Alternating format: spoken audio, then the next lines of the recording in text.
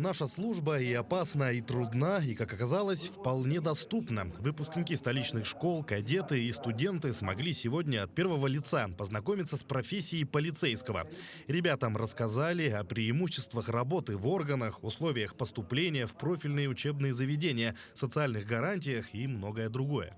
У нас многопрофильное министерство, у нас есть эксперты-криминалисты, у нас есть участковые уполномоченные. Ну вот если для гражданского населения пояснять, следователи, дознаватели, сотрудники патрульно-постовой службы, сотрудники ГИБДД. Если вы хотите пойти узкопрофильно, например, экспертом-криминалистом, то у вас может быть какой-то узкий диплом, например, биолога, химика и так далее. А по направлениям участковые уполномоченные, например, должно быть обязательно высшее юридическое образование. Сегодня в Министерстве внутренних дел по Якутии несут службу более 5000 сотрудников. Специалисты ведомства проконсультировали и ответили на все интересующие вопросы.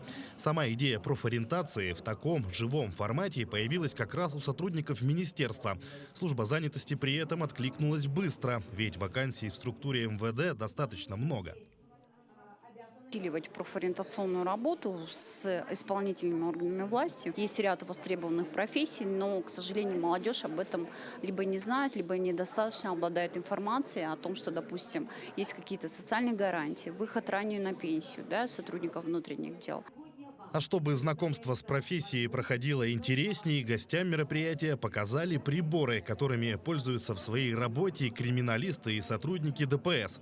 Саина Салихова, ученица 11 класса 31-й школы Якутска, узнала об этом мероприятии от своего классного руководителя и без сомнения отправилась разузнать подробнее о работе в полиции. Это моя мечта с детства, потому что я продолжаю профессию папы. Очень много есть интересных плюшек для поступления. Получаем зарплату, не как гражданские, в общем. Очень много интересного, нового, и мое желание еще больше увеличилось. Уверенно можно сказать, что профессия полицейский сегодня стала ближе многим выпускникам. И особенно символично, что близко познакомиться с работой стражей порядка ребята смогли в профессиональный праздник – День сотрудника внутренних дел. Сергей Михедов, Семен Семенов, Якутск.